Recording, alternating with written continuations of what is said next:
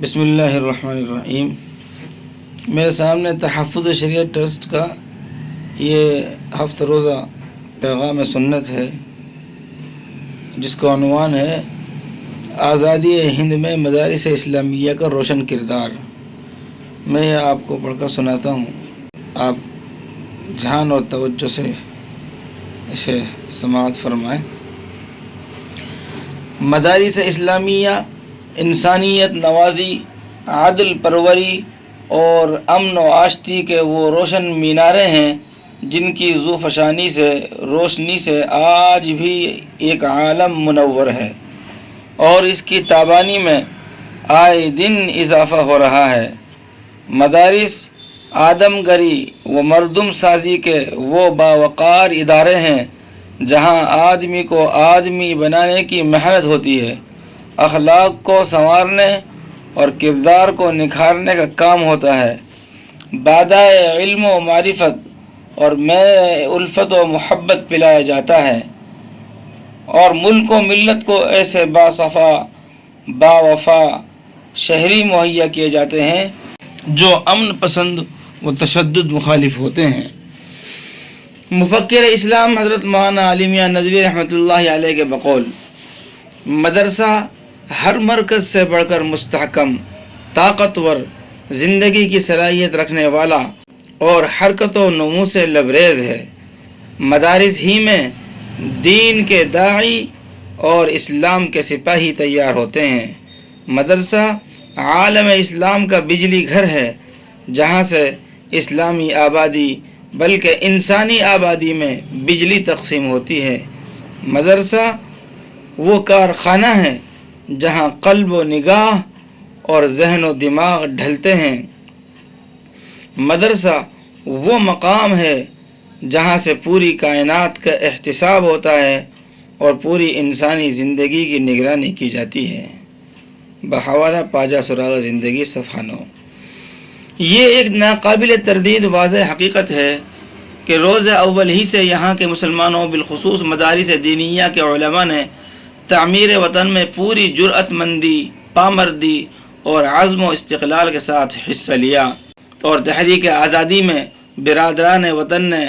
اتنا پسینہ بھی نہیں بہایا جتنا علماء اکرام نے اپنا خون بہایا۔ مدارس سے استفادہ کرنے والوں اور اس سے انتساب رکھنے والوں نے اپنی انتھک کوششوں، پہم محنتوں اور جاں عزیمتوں کے ذریعہ خون جگر سے مادر وطن کی ایسی سنہری تاریخ رقم کی جو ثبتست بر جرید عالم دوام ماں کا مصداق ہے۔ مفکر اسلام حضرت مولانا علی میاں ندوی رحمۃ اللہ علیہ کے بقول، یہاں کے مسلمان نہ صرف ملک کے آزاد باعزت شہری اور قدیم باشندے ہیں بلکہ اس عظیم ملک کے معمار ہیں اور ان قوموں میں جنہوں نے اس ملک کی خدمت کی، اس کا پایہ بلند کیا، اس کے تمدن اور ذہن کو نئی زندگی اور وسعت عطا کی، اس کو نئی دینی و اخلاقی قدروں سے روشناس کیا اور اس کے چمن کو نئے سلیقے سے سنوارا۔ ان کا پایہ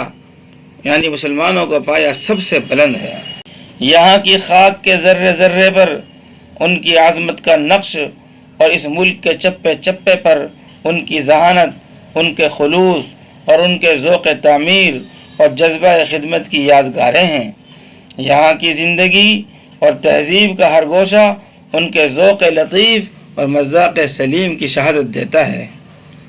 جناب افتخار عارف نے اس مضمون کی کیا ہی خوب عکاسی کی ہے۔ مٹی کی محبت میں ہم آشفتہ سروں نے، مٹی کی محبت میں ہم آشفتہ سروں نے وہ قرض اتارے ہیں کہ واجب بھی نہیں تھے۔ ہندوستان میں جنگ آزادی کا بنیادی اور اساسی سبب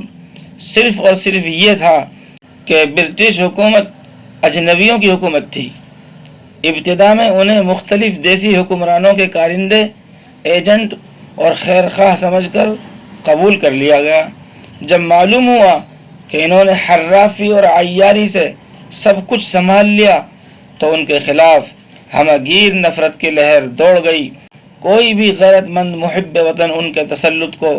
بطیب خاطر برداشت نہیں کر سکتا تھا۔ بالخصوص مسلمان جنہوں نے 900 برس اس سرزمین پر عدل و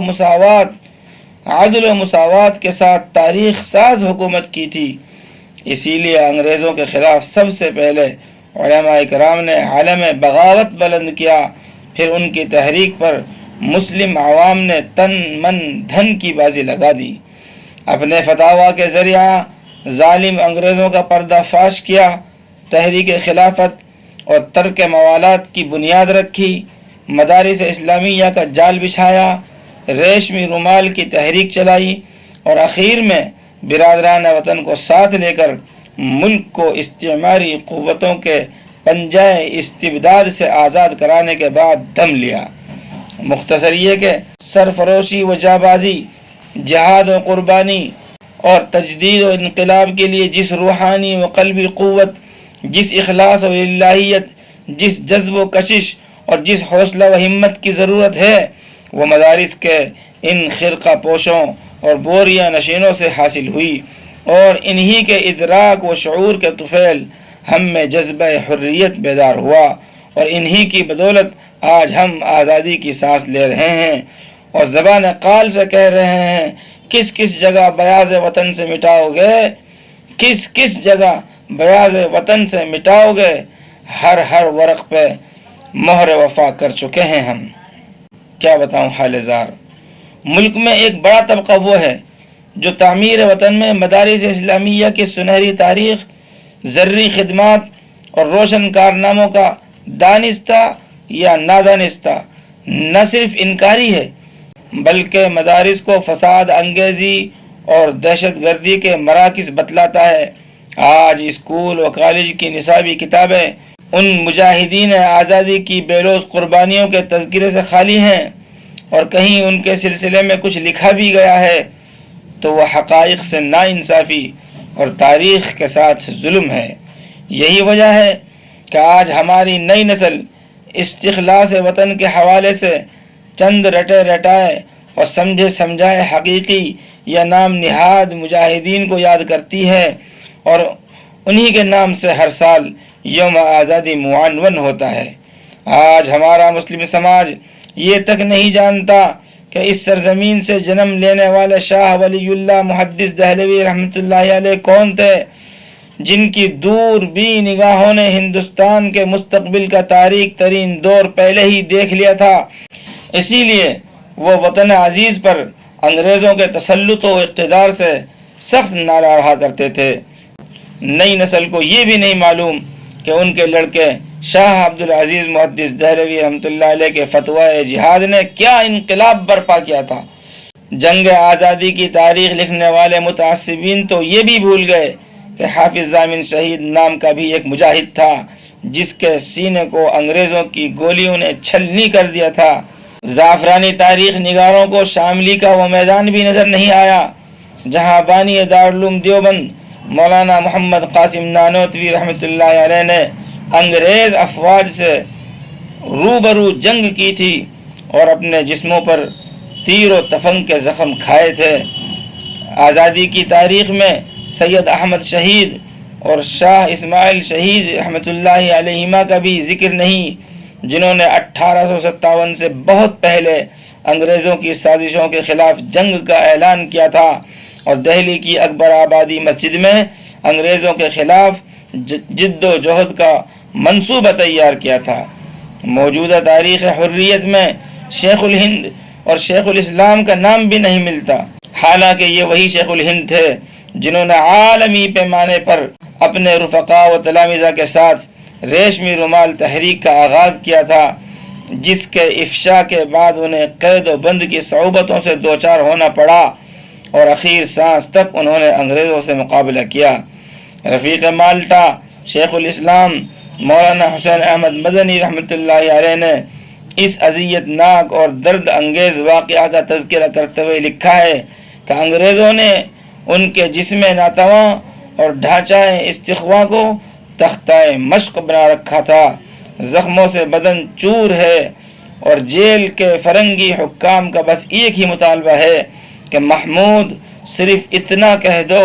میں فرنگیوں کا مخالف نہیں ہوں، ہم تم کو چھوڑ دیں گے۔ حضرت فرماتے تھے نہیں نہیں، میں یہ الفاظ ہرگز نہیں کہہ سکتا۔ میں اللہ کے دفتر سے نام کٹوا کر تمہارے دفتر میں نام لکھوانا نہیں چاہتا۔ جو رکے تو کوہ گراں تھے ہم، جو چلے تو جہاں سے گزر گئے، رہے یار ہم نے قدم قدم تجھے یادگار بنا دیا۔ سادگی اپنوں کی دیکھ۔ یہ ہمارا بہت بڑا المیہ ہے کہ ہم یوم آزادی کے موقع پر کھل کر جشن منانے میں یا تو کوتاہ دستی کا ثبوت دیتے ہیں یا رسمی طور پر بغیر کسی لائحہ عمل کے سرسری گزار دیتے ہیں، جبکہ ہماری ذمہ داری ہے کہ ہم نسل نو کو اپنے اسلاف کی قربانیوں سے واقف کرائیں، برادران وطن کو اپنی تقریبات میں مدعو کریں، انہیں مسلم مجاہدین کے روشن کارناموں سے آگاہ کریں، مختلف لٹریچر کے ذریعہ لوگوں میں اس حوالے سے شعور بیدار کریں تاکہ کل ہماری نسل دوسروں سے مرعوب و خائف ہونے اور ہمیں لعنت و ملامت کرنے کے بجائے فخر سے سر اونچا کر کے کہے، ہم اسی گلی کی ہیں خاک سے، یہی خاک اپنی ملائیں گے، ہم اسی گلی کی ہیں خاک سے، یہی خاک اپنی ملائیں گے، نہ بلائے آپ کے آئے ہیں، نہ نکالے آپ کے جائیں گے۔ یہاں یہ پہلو بھی قابل غور ہے کہ آج زور و شور سے کیوں واویلا کیا جا رہا ہے۔ مدرسوں کا وجود ملک کی پرامن فضا اور خوشگوار ماحول کے لیے سنگین خطرہ ہے۔ وہاں دہشت گردوں کو پناہ دی جاتی ہے اور جہاد کے لیے نوجوانوں کو تیار کیا جاتا ہے۔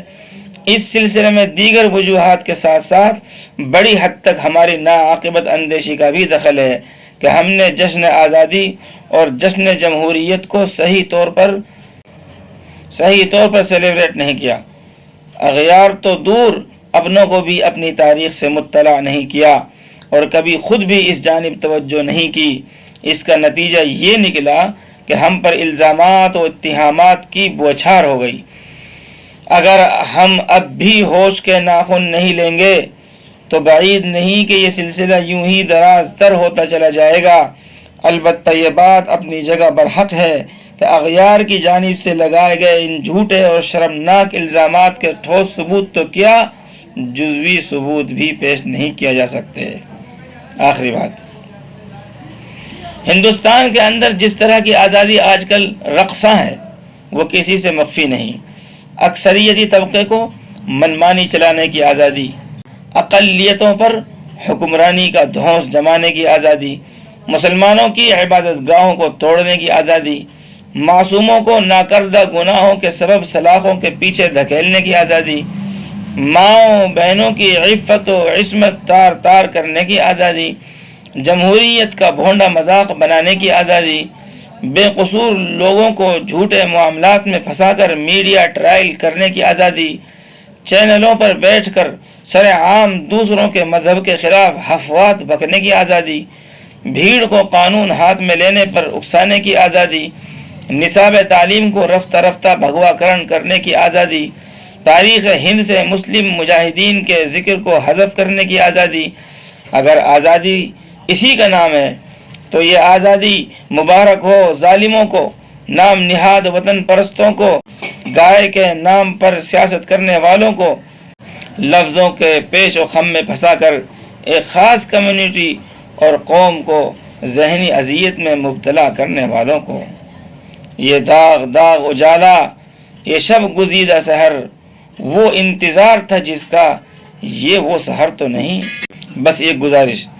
اخیر میں ہم ارباب اقتدار سے وہ بات صاف صاف عرض کرنا چاہتے ہیں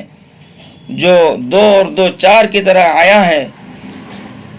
اور ملک کا ہر انصاف پسند غیر جانبدار شہری اس کا مشاہدہ کر رہا ہے